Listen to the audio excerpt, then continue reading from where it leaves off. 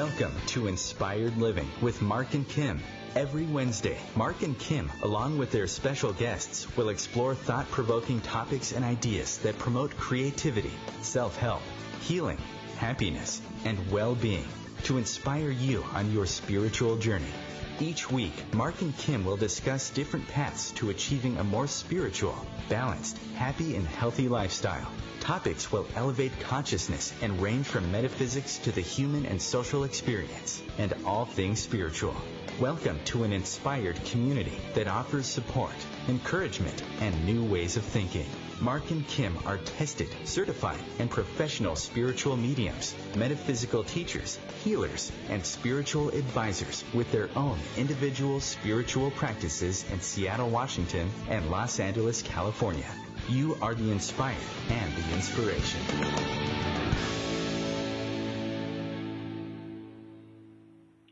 Would you like to have knowledge of a future event or situation beforehand? If you answered yes, we have a great show for you today. Welcome to Inspired Living with Mark and Kim. As always, thank you for being with us today and every Wednesday. I'm excited about our show today, and I think it's going to be one that's of interest to a lot of people out there. But first, I'm Kim Falcon. If you'd like to connect with me, you can do so at lovefirst.info. If I can support you in any way through readings, healings, or hypnosis, please do not hesitate to reach out. I absolutely love the work that I do and the people that I work with. You can also connect with me on Meetup under Kim Falcon.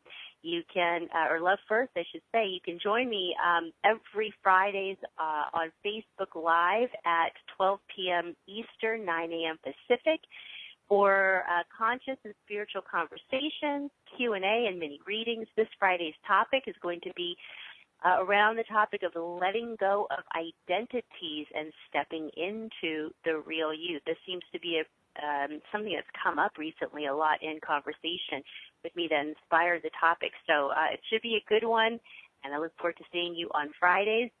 On this Friday, you can also call us live at 202-570-7057. Call in with your questions. Our guest today says she loves questions, so call in. This is time to ask, and she's got a wealth of knowledge around premonitions and precognitions and all those good things. So you can speak with us live. If you want to send through your questions on Facebook, you can do that as well. I will be checking our Facebook page as well. I am hosting solo again today. Boy, my co-host Mark is having a grand old time out there at Arthur Findlay College in the UK, and so we're just sending him all kinds of love. Very much looking forward to him coming back. We're going to be wrapping up our last show at the end of November. Time is happening pretty quickly here. We're actually going to be talking about time, actually. It's kind of funny. But, time's go by pretty fast, and the end of the year is quickly approaching us. So we're looking forward to our final show at the end of November. Next week, I'm going to be doing a solo show again, and I'll be talking about how to navigate your way through monumental life events like diagnosis, and particularly as it relates to cancer, because that was something that I had a close experience for me this year, and so I'd like to be able to support others who might be going through the same thing. Our inspired affirmation for the month of November is, energy without focus is chaos. Focus on all the good coming your way. If you'd like to connect with us on social media, you can do that under Facebook under Inspired Living Radio, Twitter and Instagram under Inspired for Us, Google Plus, Inspired Living with Mark and Kim. You can interact with us here, and you can also find out about upcoming shows and send through your questions and comments. We'd love to hear from you, and we absolutely are in great gratitude for our community, our inspired community. If you'd like to listen to all of our archives, you can do that on OMTimes Radio, Podbean, SoundCloud, markleinhart.com, YouTube, iTunes, and lovefirst.info. Real quickly, if you'd like to learn more about all the beautiful work Mark is doing up in the Northwest, in the Seattle area, you can do that at markleinhart.com. or you can Google the Intuitive Prospector. So today's topic is the Premonition Code. It's a book that is written by Julia Mossbridge, our guest today. She is a futurist trained in cognitive neuroscience. Wow.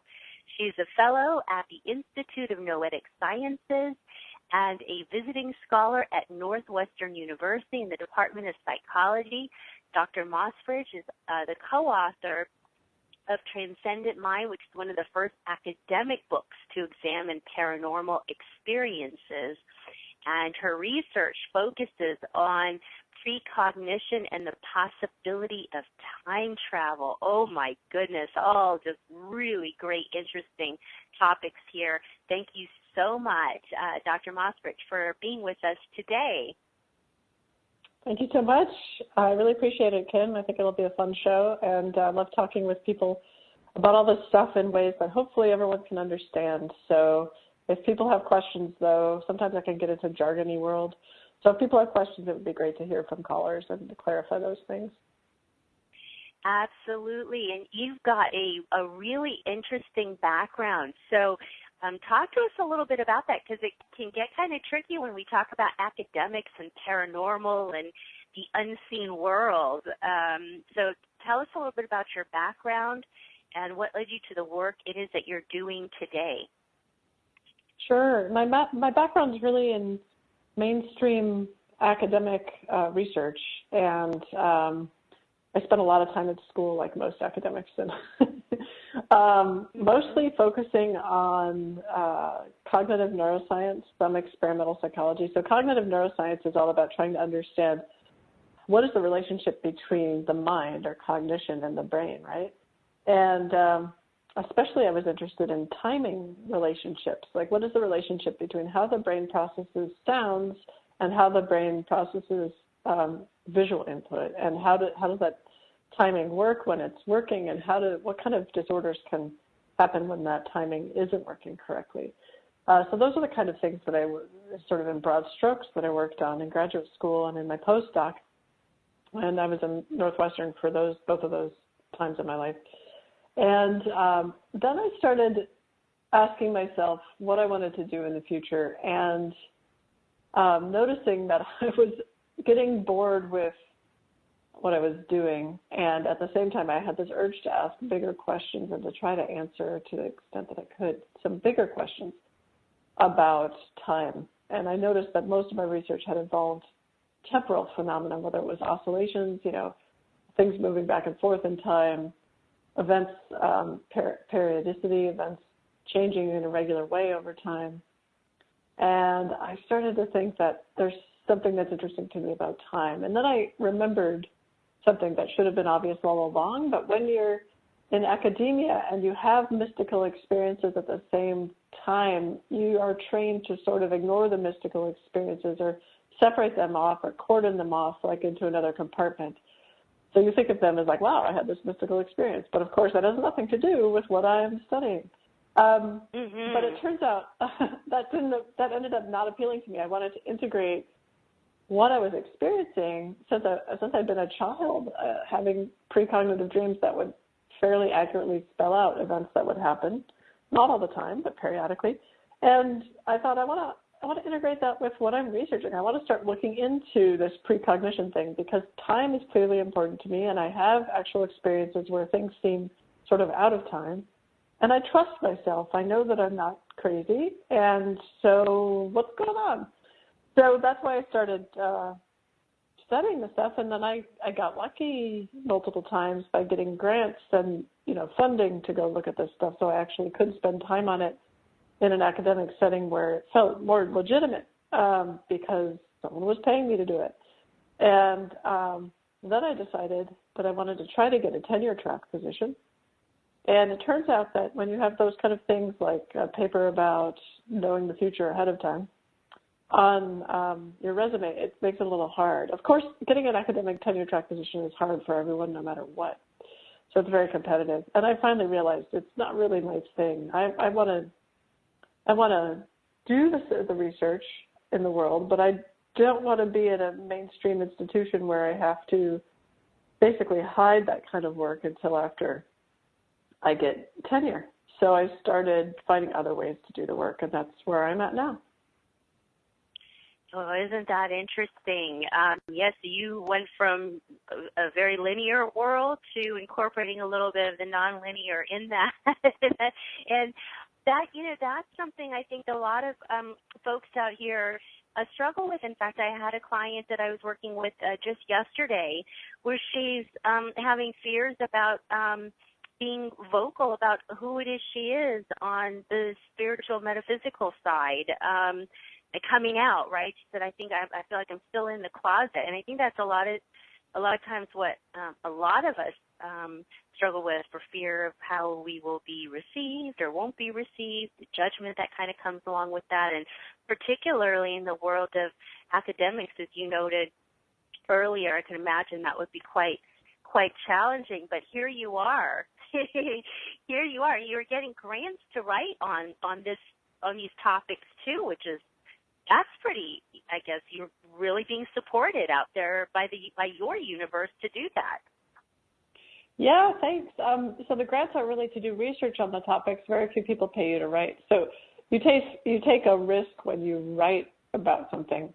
With the Premonition Code, I wrote that with Teresa Chung, who's a UK author, and we were taking a risk to see if that would really work, but it has had some really positive impact. The whole point of that book is to take this work that's kind of hidden in academia. There are actual people who are literally in the closet.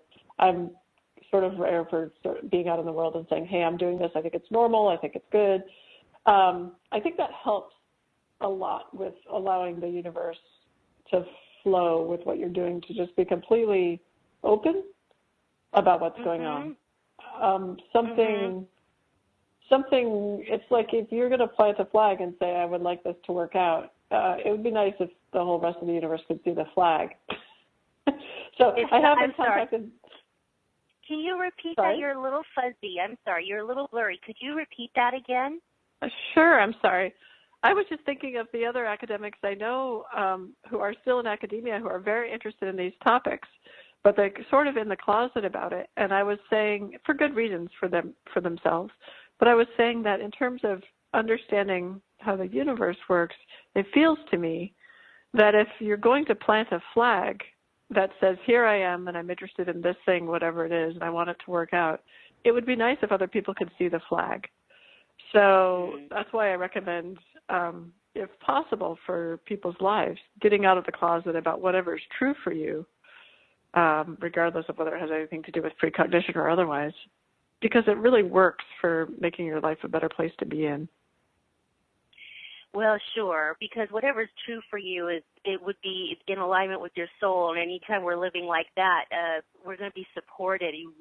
It's not, you're moving with the flow as opposed to resisting it. So yeah, I would have to agree there. But what I really love about, the work that you're doing too is that, and some of the other guests that we've had on our show is that, we can see where a lot of the old constructs are starting to be challenged in different lines of work. So like we had Dr. Evan Alexander on our show, who's a very prominent neurosurgeon, I think he is, and he had a near-death experience, and so now he's out there in the medical field, which is also, an area that's not so receptive of this kind of stuff. And here you are, so there's people like you out there in these different professions that are starting to bring new constructs into these environments, which is wonderful. I think we're seeing it happen, and it's through the guests that are coming on our show like you. So thank you for the courage that it takes to do that, and now for being able to share all of your experiences with us here today. So talk to us a little bit about the Premonition Code and what readers could learn from your book. What do they have to look forward to here? Well, sure, but first I want to say thanks for your kind words about the courage. It does take courage, and at first it was much scarier than it is now, of course, like sure. many things. So anyway, thanks for saying that. In terms of in terms of the book, to me, it's super exciting, and so far it's been exciting to our readers, I think. At least they tell me that, right? So, who knows, right? I'm sorry, I'm a scientist through and through, so I'm like, I want to see the data. So one of the right. reasons, right? Speaking of, one of the reasons we wrote the book is to get a bunch of data and to really understand the phenomenon of conscious precognition more. So what we're talking about in the book is precognition in general. It's called the Premonition Code because the word premonition, more people have had experience with that than with the word precognition. Precognition is more of a scientific term that describes premonitions, but also other kinds of experiences that have to do with getting information about future events that is not available in our five senses and does not come from just being smart about, well, on Thursday, my Aunt Betty calls and it's Thursday, so she's probably going to call. So that's not precognition. And so we wanted to title it Premonition so we could reach out to people who have had that experience or know about that experience. And the word code is about trying to decode what that actually means for us and normalize precognition because it's a human phenomenon. It's well established scientifically. It is a controversial scientific phenomenon because the folks who study it have a hard time convincing people who don't study it of the data that they're finding, but nonetheless, it's well established scientifically. For those, if you read the papers, there's something going on. And it's normal. And in fact, it's incredibly useful. So the tone of the book is about, let's skip over this part where people are arguing or thinking they're super special if they have precognition. I'm not interested in either. I'm not interested in people saying, oh, look how special I am because I have precognition. I'm not interested in scientists who haven't read the literature saying, oh, that can't possibly be true because we know that events in time only go in one direction. I'm happy to talk to scientists who engage and have engaged with scientists who have read the literature, and then we can have a reasonable discussion about it. Or I'm happy to talk to lay people who have stories, but then quickly I want to say, look, this is a normal human phenomenon. It's very common. Instead of thinking we're special or being titillated by these things, let's try to build a culture in which this is not taboo, it's not considered special, and instead it's considered a useful human skill. Like if you had a child who came up to you and said, hey, I just started playing piano, I'm 10 years old, I started playing piano, and I played this, and I imagined this beautiful piece, and I'm going to play it for you, and then this amazing work of art comes out of their fingers, you would not be titillated by it. You would be excited and proud and want to give the child some education and development around how to continue in piano and in composition, because that's considered a normal human skill, right? Yes. So that's what we're trying to do with the book. I love it. I love it. Stay with us. We'll be back in 2 minutes as we continue our conversation on the Premonition Code and our guest today, Dr. Julia Mossbridge.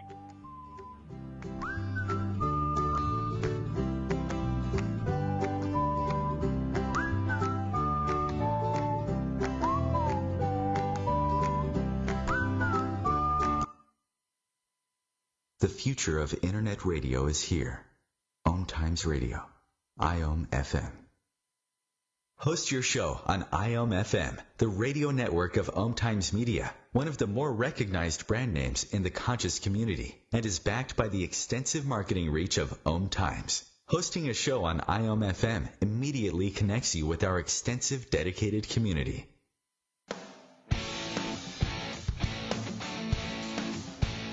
Are you seeking answers to life questions? Would you like to connect to a departed loved one? Are you suffering from pain, stress, or anxiety? Kimberly Thalkin is a tested, certified, and professional psychic, spiritual medium, energy healer, hypnotherapist, and the founder of Love First, where life transformations happen.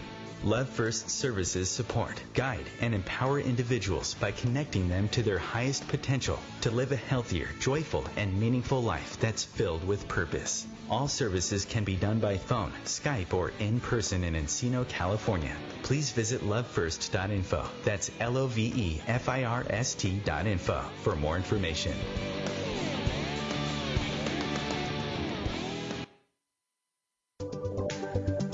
Hi, I'm Kelly Fox, host and astrologer of The Astrology Show.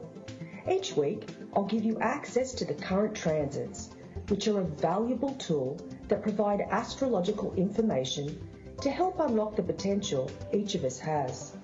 Understanding the stars can help steer us in the right direction to make better informed choices. So if you're wondering what's going to happen in your week ahead, be sure to tune in to the Astrology Show for guidance, Mondays at 9 p.m. Eastern Time.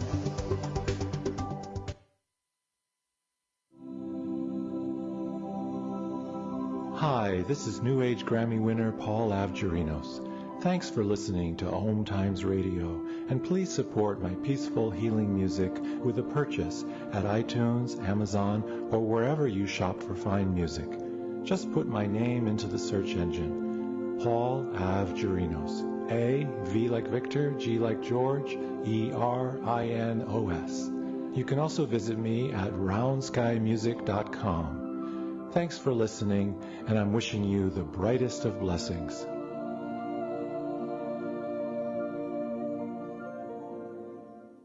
Death Row Dogs Rescue is a 100% all-volunteer, no-kill rescue 501c3 nonprofit organization. We are run solely by volunteers who dedicate their time and resources for the past 30 years to rescuing homeless pets from the streets in Los Angeles and surrounding areas, and from city and county animal shelters who are on death row, often moments away from being euthanized. We provide housing, medical care, and training to these neglected, abused, and often severely injured animals. Donate now, save a life, and allow these beautiful dogs to experience a home life filled with love. All donations are greatly appreciated and are tax deductible. Please visit www.deathrowdogsrescue.com to see some of our amazing dogs who need homes. Do not breed or buy. Make adoption your first option.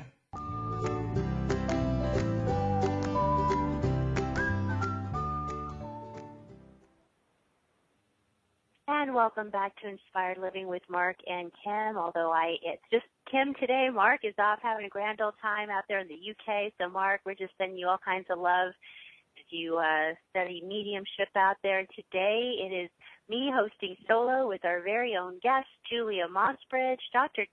Mossbridge, as we talk about her book, The Premonition Code, and what premonitions are and how they can be used in all kinds of topics around that. So, Dr. Mossbridge, before we went to break, we're just getting started on what inspired you to write this book and what people could look forward to when they read your book.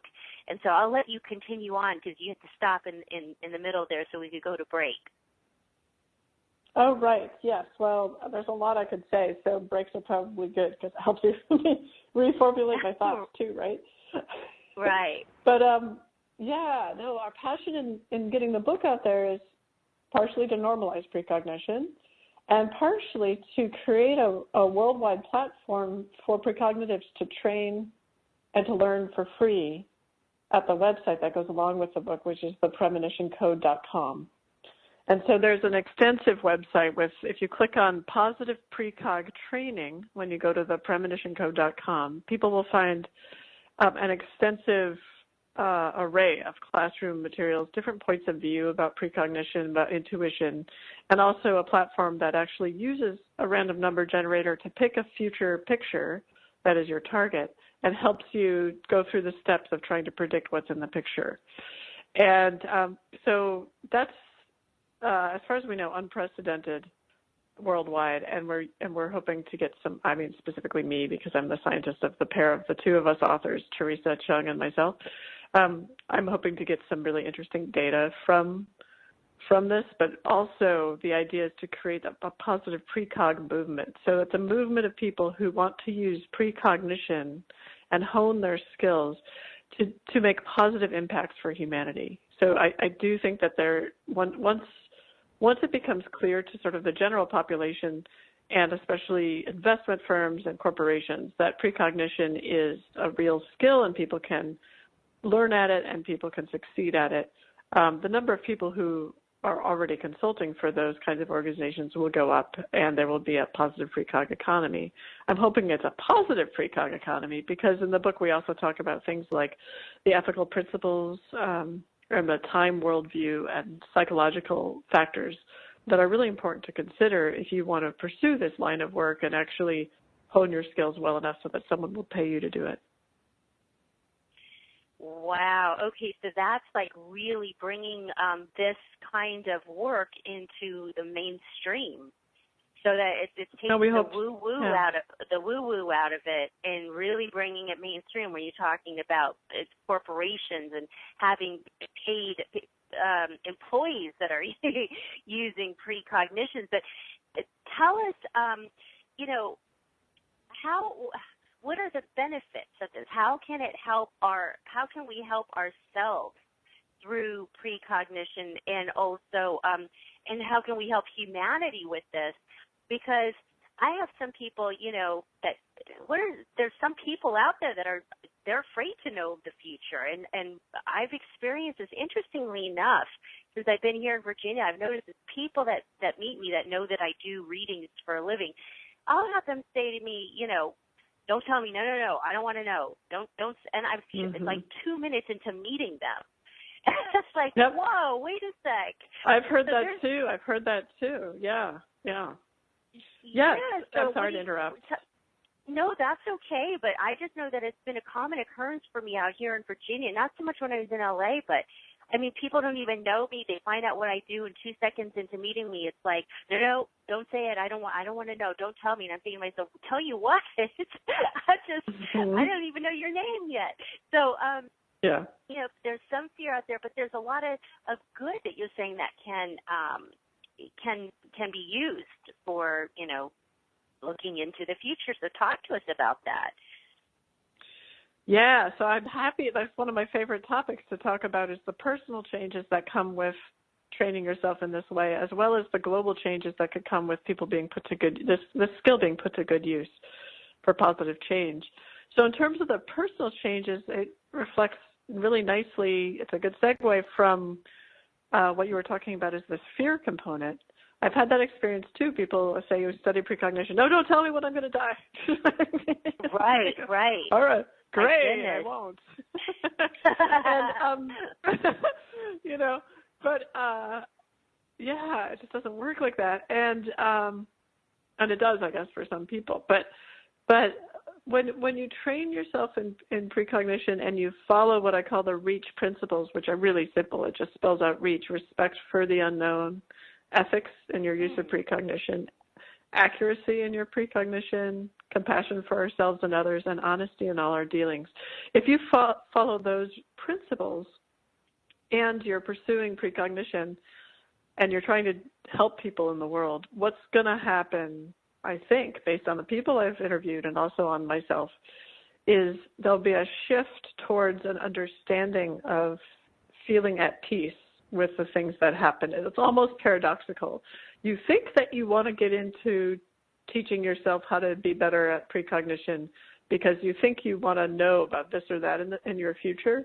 And what happens is the more skilled you get and the more you pursue it, as long as you're pursuing it for positive means, what seems to happen is you're less interested and you're more interested in helping other people get to a point where they're at peace with whatever happens.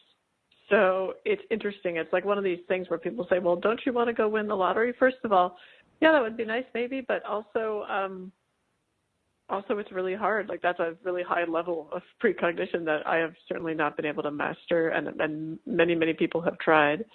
The kind of precognitive information that people can get is usually symbolic and metaphorical, but it still can be tested scientifically. You just have to take advantage of those symbols and metaphors.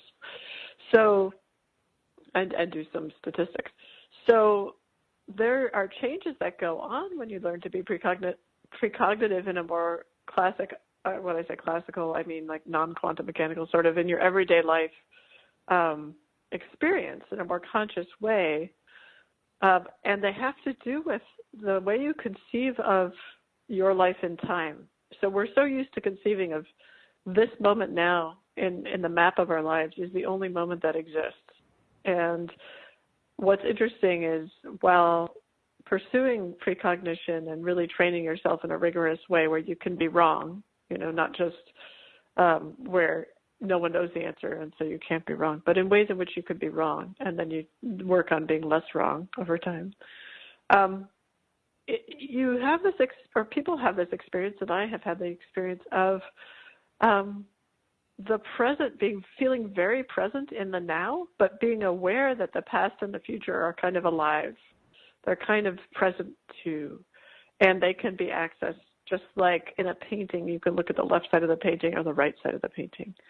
And that gives a calmness to one's experience because it's like, yeah, the present is here, and the past, I can still access it, and the future I can access. So there's a much more richness and a feeling of being integrated across all the past and future selves, including the present self, that makes you feel strong. It makes you feel like you're a whole person who has all this to draw from, and not every single thing has to be true in the present moment. You don't have to have a wonderful romantic partner in the present moment, because you can have the sense that at some point you did, or at some point you will, and that's part of you too.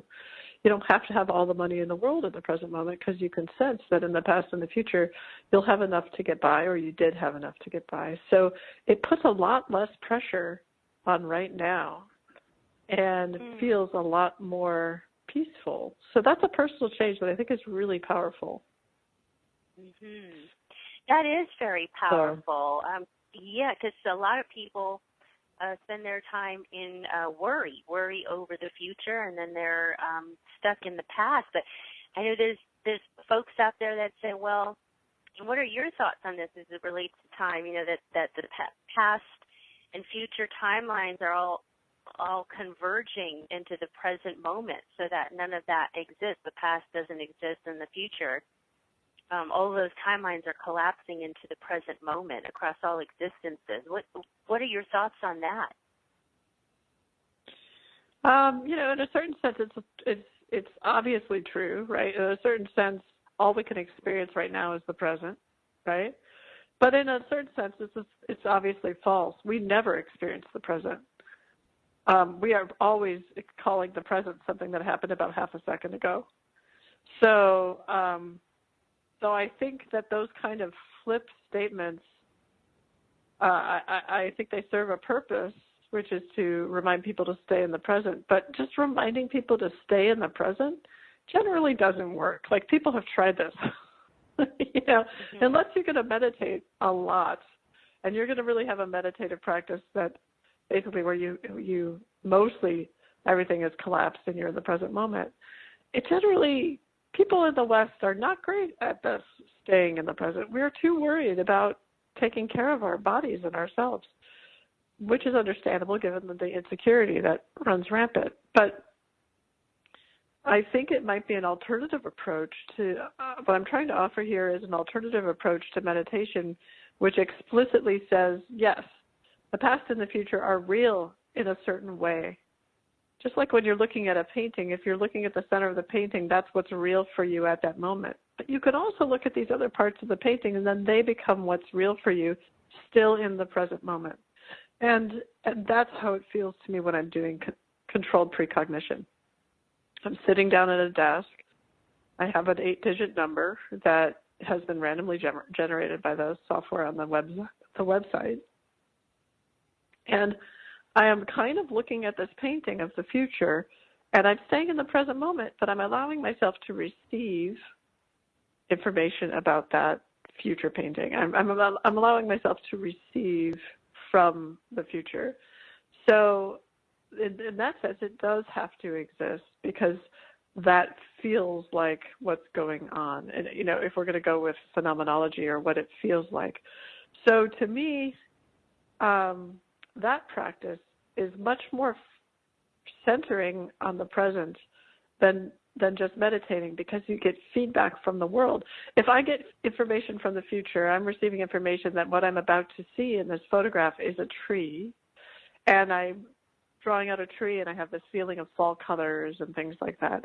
And then the image that's randomly selected from hundreds of photos is of a tree I'm going to feel like I got information from the future, especially if I continue to be able to do that at a rate above chance.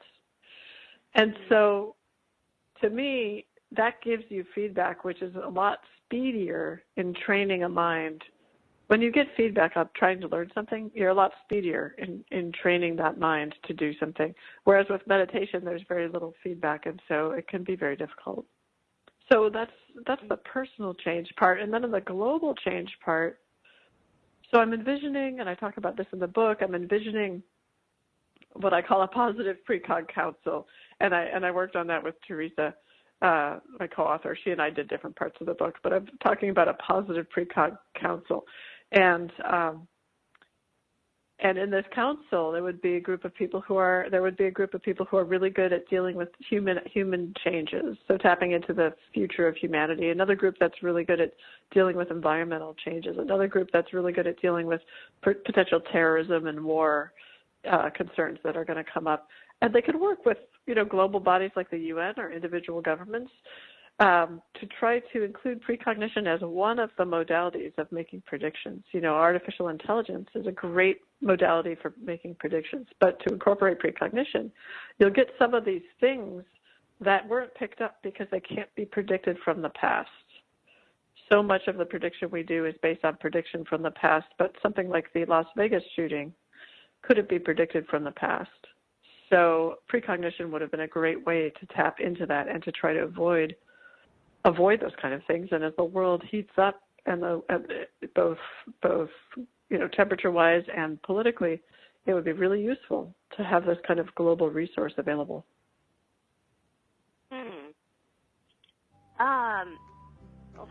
Oh, well, goodness gracious. There we go. That's our second break.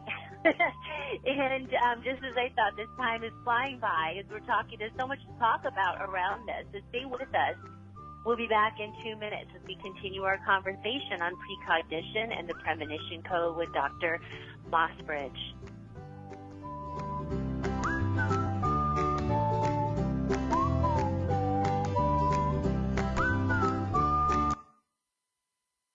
The cutting edge of conscious radio, OMTimes Radio, IOM FM. Have you wondered how to change your love paradigm? The secret key is finding a love partnership, not just a regular connection. How do you find these?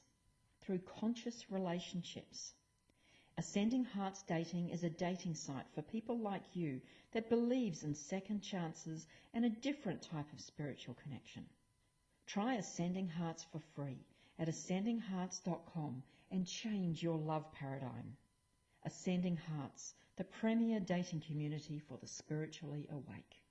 One planet, 7.3 billion people, only one you.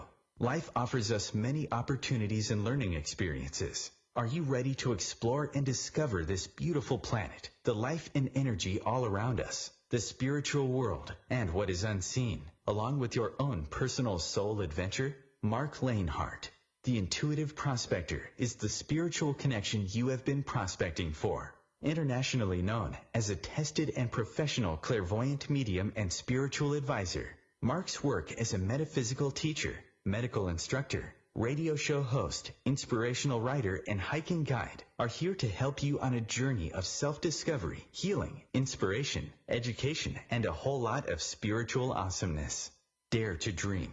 Dare to explore. Dare to live. For more information on Mark's spiritual practice in Seattle, Washington, please visit marklanehart.com or internet search The Intuitive Prospector. Tune in to The Practical Intuitive, Mind, Body, Spirit for the Real World with me, host Robin Fritz, Mondays at 2 p.m. Pacific, 5 Eastern. I'll cover personal and business intuition, animal communication, mediumship, space clearing, past life regression, shamanic insights, energy healing, soul choice, and more, all to help you tap your own intuitive and healing skills. No ifs, ands, or buts. Hi, this is recording artist and composer Yuval Ran, inviting you to a voyage through the chakras, a new double album of guided meditations to transform your life, a sublime musical medicine for nourishing inner peace and reaching to your higher virtues. Get it now at metamindfulnessmusic.com. METTA mindfulnessmusic.com. To protect his home and family from disaster, Steve used courage, wisdom, and his camera phone. That should do it. Way to go, Steve! By simply taking digital pictures of his family's important documents, Steve can always have them stored safely online, no matter when disaster strikes. Learn other simple ways to protect your home and family before a natural disaster at ready.gov. That's ready.gov. A message from FEMA and the Ad Council.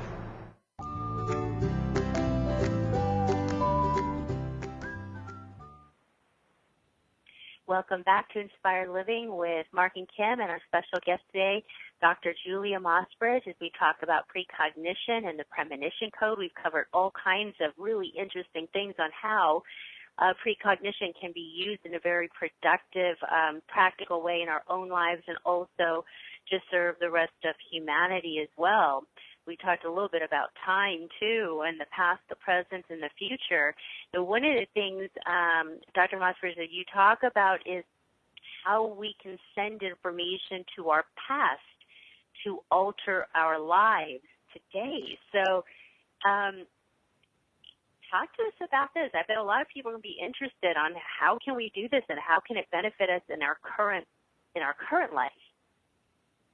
Yeah, so once you start really believing because you experience it, because you're practicing controlled precognition and you really experience it, or perhaps you have other reasons why you experience it. Once you really get it that you can access the past and the future, and that yourself is not just in the present moment but is extended through time, there's a lot of play and fun stuff and healing stuff, important sort of serious healing stuff you can do, and none of it is, as far as I know, scientifically validated. So this is something I would like to do. I have a series of experiments I would like to set up around this, but I don't need to talk about the experiments right now. I'm happy just to talk about some speculations I have. And here are the speculations. And this is a practice that I've been doing and I've been talking with people about. I think I might end up writing a book about this kind of practice, actually, itself.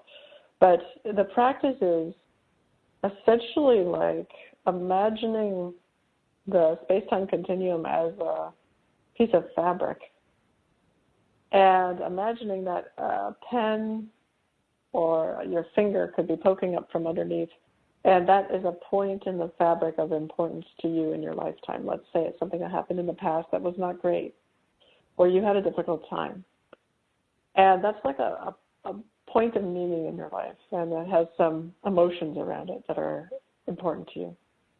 And the current moment is another point in time. You can kind of put your finger or a pen up underneath the fabric, and that's the current moment. And if you stay with the current moment that's in the present, you can sort of slide the current moment in the fabric the past moment that is the other pen or the other flag. I like to think of them as flags.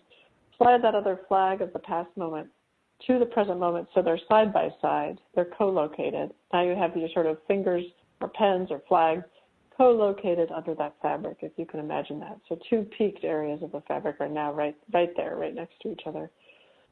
And now you get to take your current self, who has the wisdom of having lived through that. See, our future selves are always smarter than our current selves. I'm sorry, Dr. Mossbridge, you're a little fuzzy again. Can you repeat that last part? I'm sorry. There. I apologize. Much better. Thank you. Yeah, okay. I'll hold my microphone on my headset closer to my face. I think that's the problem. So anyway, yeah, what I was you sound saying great. Oh, good. Okay, that's what I need to do. So it's like you take those two fingers or flags in the fabric of space-time, you orient yourself in the present moment, and you slide the finger that's underneath the previous moment so that it's taking the fabric and folding it. So those two moments are now co-located. They're now together. And what you do is, while staying in the present moment, you have this wisdom that you didn't have in the past. And that's the great thing about your future self. It's always smarter than your present self because it's already been through what you're going through. So you have this wisdom now. You are the future self for this past self. And you can say to it in your mind's eye, you can have a conversation with this child self or this earlier self, and you can say, I love you. You can say everything you're doing makes sense for how, what you knew at the time, and you're okay, and it'll turn out okay, because it did, because you're still here. And those are the kinds of healing experiences you can do, and they're not very different from what therapists do, who do past life regressions, or who do, a skilled therapist who is working with trauma patients might take them back to the time and sit with themselves and hold the hand of the earlier self that had the trauma.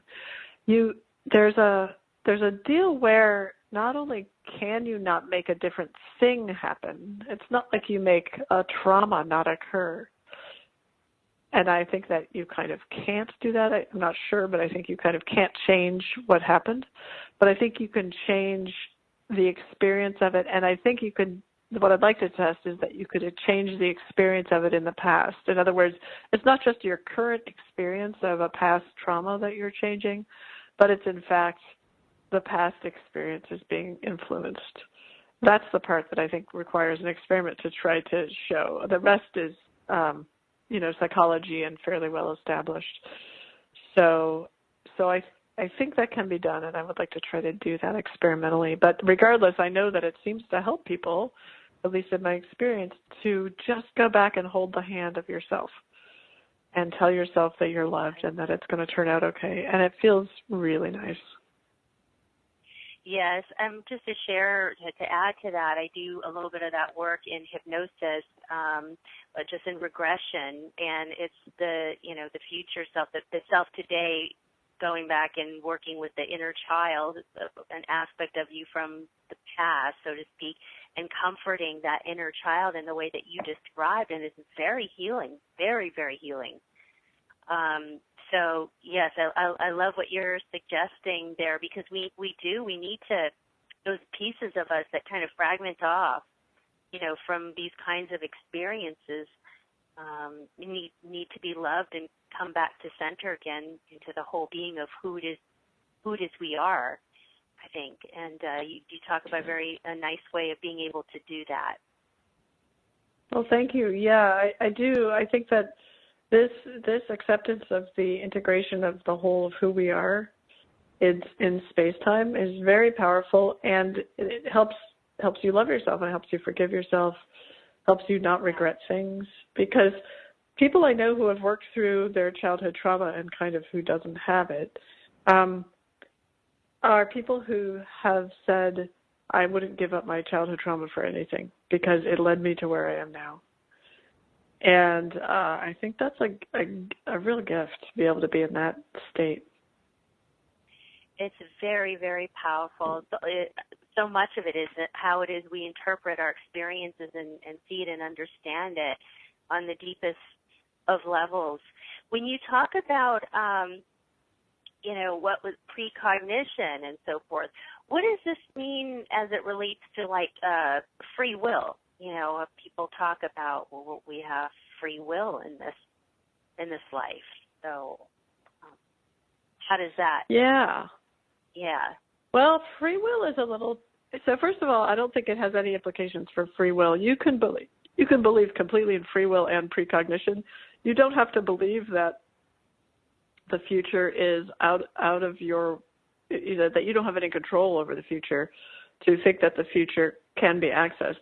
In other words, if I like watermelon and I make my watermelon for lunch, that could be my free will accessing of the desire to eat watermelon. And at the same time, the day before, I might be able to precognitively discover that I'm having watermelon for lunch, right? I mean, in other words, free will generally means that you're going to try to do what you want to do.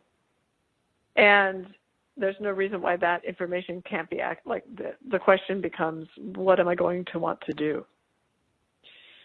And so I don't think that it really has any bearing. And for those of us, and I count as one of these who don't believe in free will, you could also tell a story how the future is completely predestined, but you could also tell a story that it's not. It's completely not predestined, but it's just not me who has control. And that's where I think that's where I sit with all of it. My sense is free will is often associated with the ego. I get to do what I want. I think that my sense and my experience is that it's not my ego that has control. It's not my ego that's the author of my life.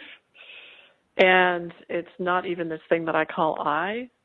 So this thing that I call I don't think has free will. But something is compelling me to do different things. And that's the thing that has free will, and I don't think it's me. I think it's God or the universe or consciousness or whatever you want to call it, but it's not this little me that we're so worried about having free will. I think that's kind of bogus. So, I mean, just to be really honest about where I'm at with that. Yeah, no, definitely. So where would you say, as we talk about all this and free will and who has control and stuff, where does, in your experience or how you see things, where does the soul fit into that? Yeah, I don't know how to define the soul. Sometimes I talk about the soul. So good question. How do you define the soul? How do I define the soul? Yeah. When you say soul, what are you talking about? Your essence, that highest aspect of you, that part of you that is infinite, not where there's no disconnect from all that is. Okay, so your essence, that is connected with all that is. I would say that would be another name for what I'm calling consciousness, or the part that has that. Here's the thing. I don't know that we have these individual, I think our egos love to think that we have this individual, like I have a Julia essence and you have a Kim essence, and they're somehow separated from consciousness as a whole. I think it's more like soup. I think it's like I'm a potato and you're a carrot in the soup of consciousness, and there's nothing super special about it. That's the first time I've heard it. It's like that. And you know what, soup is something to talk about. It's a cold day over here. Okay. Oh, is it? Okay, perfect.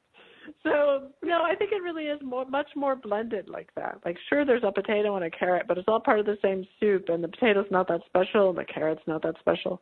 And so whether or not the potato or the carrot independently has free will, I would say probably the whole soup has free will. I'd say the whole deal, the whole shebang, the universe has free will about what it wants to do next, and that's expressed. So this is just by mystical sense. Obviously, it's not scientific in any way because I can't prove this, of course, or even test it. But the universe has a sense of what it wants to do next, and that's what it expresses through us, you know. I love it. Everybody's got their own interpretation, and this is our own path of self-discovery, where we're formulating our own truths, and that's a part of the process of our journey. So thank you for sharing that with us. You know, when we talk about precognition, we're running down to the last few minutes here, but there's some ethical things that need to be thought of too, or we need to be mindful of it as well. So what are some of the ethical and moral questions that come up around this as people become more and more, they train themselves in this area? I know certainly on my own path and working with clients and stuff, you're not thinking about some of those things until you're interacting with other people, and you're, wow, okay, you need to think about this. That's right. So that we spent a whole chapter in the book on ethics and how to navigate these things in Premonition Code, and so there's a lot there. But some of the basic ethics are in those REACH principles. So this piece of honesty, you never tell anyone you're 100% accurate, because you're not. No one is. You never tell anyone you're the only person who has access to information about the future, because you're not. There's more than one person.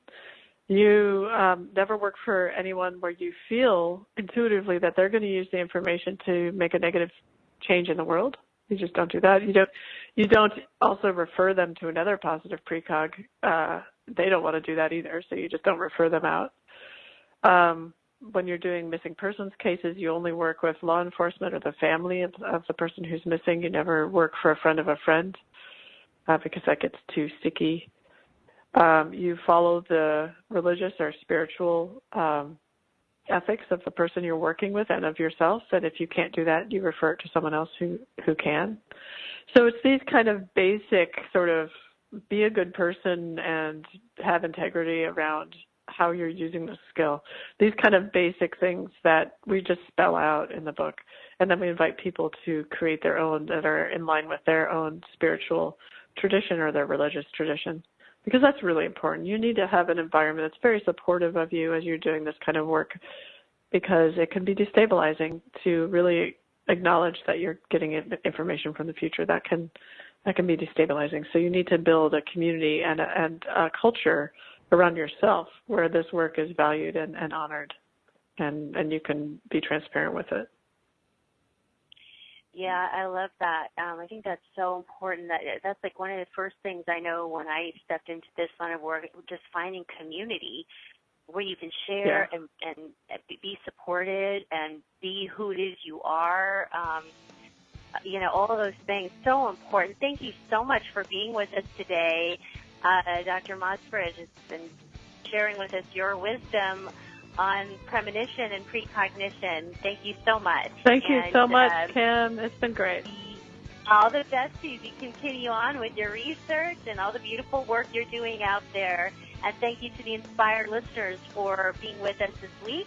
And don't forget to join me on Fridays at 12 Eastern on Facebook Live. Until then, have a beautiful rest of the week. Bye now.